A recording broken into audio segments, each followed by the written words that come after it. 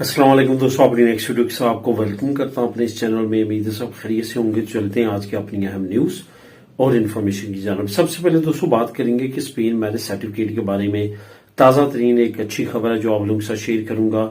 इस पे बात करेंगे। उसके बाद स्पेन और फ्रांस पुलिस की तरफ से एक बड़ी कार्रवाई की गई है।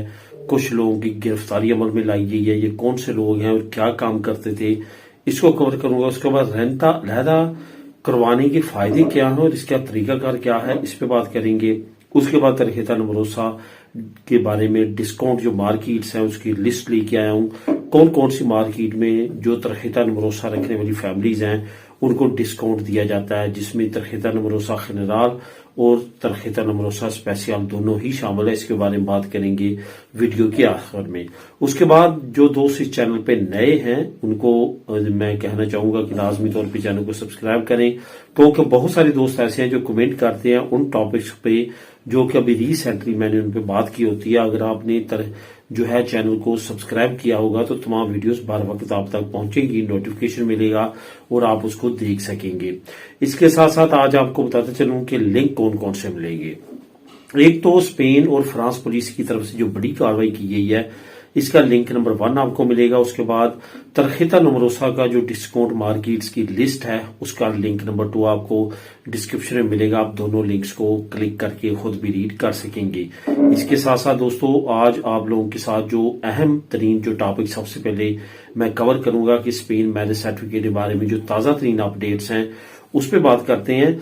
जो तरखेता रखने वाले हैं, मुख्तलिफ तरह की जो तरखेते हैं, जिसमें जो सबसे जो मेन कार्ड है जो रेजिडेंट कार्ड है, अगर आपकी वाइफ के पास, बहुत सारे दोस्तों की ये कमेंट आ रहे हैं कि मेरे पास तो नेशनलिटी है, वाइफ के पास तरखेता है यहाँ का, टेम्परेरी हो या जो परमानेंट हो, लार्गा दुरासियन हो, तो क्या उसका असर पड़ता है मैरिज सर्टिफिकेट पे या दोनों का। तो इस तरह से बिल्कुल भी आपका असर, जो आप के पास जिसके पास नेशनलिटी है उसने अपने बिहाफ पे मैरिज सर्टिफिकेट जो है वो अप्लाई करना है, ना कि उसका जो असर है वो रेजिडेंट कार्ड पे आपके पार्टनर पे पड़ेगा। कोई भी उसका लेना देना नहीं है। इस वजह से इसके बारे में बिल्कुल भी आप जो है वो शक-ओ-शुबात में ना पड़ें कि अगर पार्टनर के पास रेजिडेंट कार्ड है और मेरे पास नेशनलिटी है तो क्या इस वजह से ज्यादा देरी या इस तरह की जो कमेंट आ रहे हैं वो बिल्कुल नहीं है।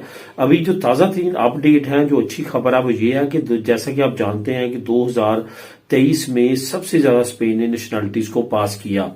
वो जब नेशनलिटीज को पास किया तो डायरेक्ट, तो आपको पता है कि जो एक्स्ट्राखेरिया था या जो एम्बेसीज थी या जो रजिस्ट्रो सिविल लोकाल हो या रजिस्ट्रो सिविल सेंट्रल हो, उन तमाम पे वो प्रेशर पड़ा।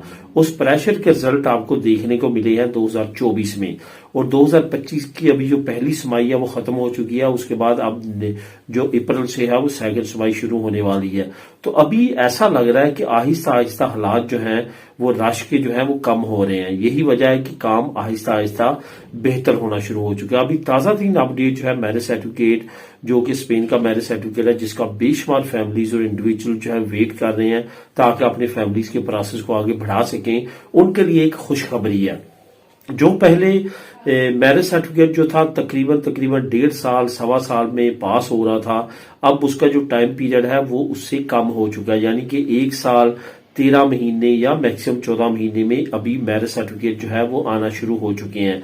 जिन लोगों ने पिछले साल जो है वो जनवरी, फरवरी और मार्च में जमा करवाए थे, वो अपने स्टेटस को बाकायदगी के साथ चेक करें। उनके जो है वो मैरिज सर्टिफिकेट पास हो रहे हैं, और मैरिज सर्टिफिकेट पास होने के बाद आपने जो एड्रेस दिया था वहां पे आपको जो है वो मैरिज सर्टिफिकेट आपका लेबर ऑफ द फैमिली है मिल जाएगी।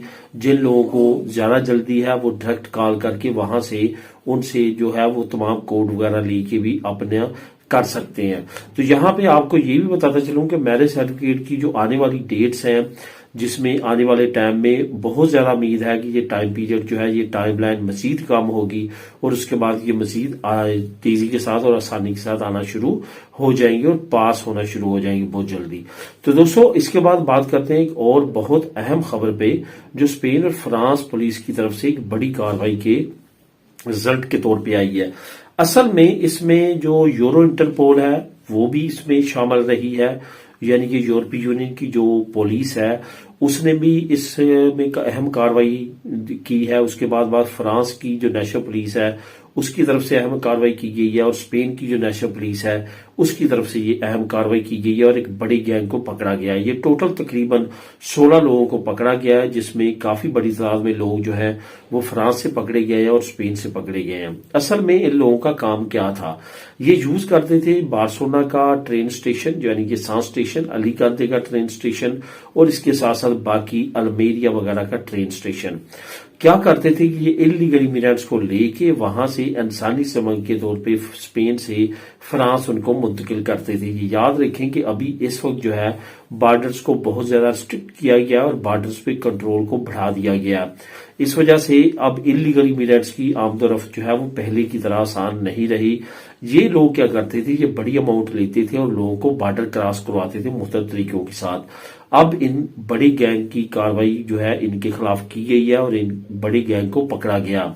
अब यहां पे जो डिटेल सामने आई है उसका लिंक नंबर 1 तो मैं आपको नीचे दे रहा हूं, लेकिन उसमें कहा गया है कि काफी मुनज़्ज़म ग्रोह था जिसको बड़ी मुश्किल के साथ और बड़ी प्लानिंग के साथ ये इंटरपोल पुलिस ने, फ्रांस नेशनल पुलिस ने, स्पेन नेशनल पुलिस ने काफी कोशिशों के बाद इनको गिरफ्तार किया है। अब जो लोग ऐसे इलीगल है, जैसे बेशुमार कमेंट आते हैं कि हम स्पेन आना चाहते हैं यहाँ पे क्योंकि नई इमिग्रेशन जो है 20 मई से उसके रूल एंड रेगुलेशन शुरू हो जाएंगे, तो काफी बड़ी तादाद में बाहर से लोग यहाँ स्पेन आना चाहेंगे। तो उनके लिए भी यही मैं कहूंगा कि एहतियात करें बहुत ज्यादा, क्योंकि बहुत ज्यादा जो है बॉर्डर्स को स्ट्रिक्ट कर दिया गया है, बहुत ज्यादा सख्ती है। अब दोस्तों बात करते हैं रेंटा अलहदा करवाने के फायदे और तरीकाकार। बहुत सारे वालिदैन, बहुत सारी फैमिलीज ये कमेंट करते हैं कि हमारा जो बेटा या बेटी जो है वो 18 साल के हो चुके हैं, क्या अभी भी हम उनका रेंटा जो है कंटिन्यूसली अपने साथ करवा सकते हैं। एक चीज का आपने जहन में रखना है कि अगर आपका बेटा, बेटी या आपकी वाइफ जिसका रेंटा आपके साथ डिक्लेयर हो रहा है क्योंकि आपने उनको बुलवाया अपनी होम कंट्री से, उनका रेंटा उस वक्त तक अलहदा नहीं होगा जब तक वो 1 साल तक काम ना कर लें। जब वो 1 साल तक काम खुद कर लेंगे और उनकी उम्र भी 18 साल से ज्यादा होगी तो आप उनका जो रेंटा है वो सेपरेट करवा सकते हैं, कोई भी प्रॉब्लम नहीं है। अगर आप इकट्ठा रखेंगे तो उसका आपको नुकसान ही होगा, कोई फायदा नहीं होगा। लेकिन अगर वो अपना रेंटा सेपरेट कर लेंगे तो उनको ज्यादा फायदा होगा। कल को आप कोई मकान वो लेना चाहते हैं, कोई गवर्नमेंट की नई पॉलिसी आती है, जैसे ये नौजवानों के लिए घर की पॉलिसी थी, इसी तरह बेशुमार नौजवानों के लिए अपॉर्चुनिटीज निकलती रहती हैं 18 साल से लेके 30 साल, 18 साल से लेके 35 साल के दरमियान।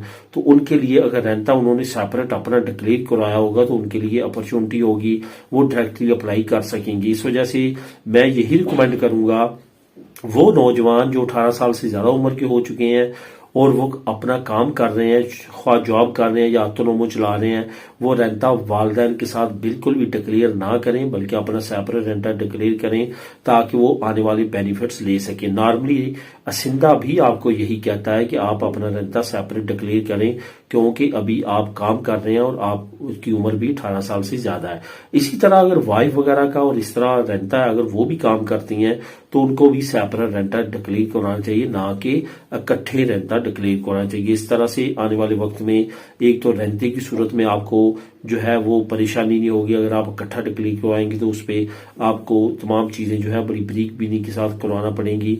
दूसरी बात ये कि आप अगर काम कर रहे हैं और आने वाले वक्त में कोई अपॉर्चुनिटी ले सकते हैं तो फिर आप रेंटा सेपरेट होगा तो वो आप डिक्लेयर करवा सकते हैं। तरीकाकार नॉर्मल है, वही तरीकाकार है सिंधी में जिस तरह हर कोई डिक्लेयर करवाता है, इस तरह से उन्होंने उनको कहना है कि मेरा सेपरेट कर दिया जाए, क्योंकि मैं अब खुद कमाता हूं और मेरी उम्र भी ज्यादा है, तो फिर आपके लिए कोई भी प्रॉब्लम नहीं होगी। यही तरीकेकार के मुताबिक असिंदा आपका अलहदा से रेंटा डिक्लेयर कर देगा। अब दोस्तों आखिर में बात करते हैं तरखेता नमरोसा वालों के लिए एक मैं लिस्ट लेके आया हूं। ये जो लिस्ट है इसमें तमाम मार्केट्स हैं जहां से अगर आप शॉपिंग करते हैं, किसी मार्केट में 10%, किसी में 5%, किसी ने लिमिट रखी हुई है कि अगर 50 यूरो की आप शॉपिंग करेंगे तो आपको 10 यूरो का डिस्काउंट दिया जाएगा, अगर 60 यूरो की करेंगे तो फिर आपको 10 यूरो का दिया जाएगा। इस तरह बेशुमार मार्केट्स हैं जो कि तरखेता नमरोसा वालों को सपोर्ट करते हैं और उनको डिस्काउंट मुहैया करते हैं। इस तमाम मार्केट्स की लिस्ट जो है वो नीचे लिंक नंबर 2 पे आप क्लिक करेंगे तो आपको मिल जाएगी। वहां पे क्लिक करने के बाद आप तमाम मार्केट्स को वहां पे देख सकते हैं और जो भी आपके करीब पड़ती है वहां से आप कार्ड बनवाए। यहाँ पे और बात आपको बताता चलूं कि एक तो आपका तरखेता नमरोसा होगा, एक इस मार्केट का अपना कार्ड होता है जिसको हम क्लब कार्ड बोलते हैं, और वो ये क्लब कार्ड को प्रमोट करने के लिए भी आपको कहेंगे कि हमारा क्लब कार्ड बनवा लें। वो आपकी तरकीत नमरोसा के साथ आपको बेहतरीन और बेहतर डिस्काउंट प्रोवाइड करेगा। तो दोस्तों ये थी आज के अहम न्यूज और इन्फॉर्मेशन। मेरी नेक्स्ट वीडियो में नई अपडेट्स के साथ। अल्लाह हाफिज।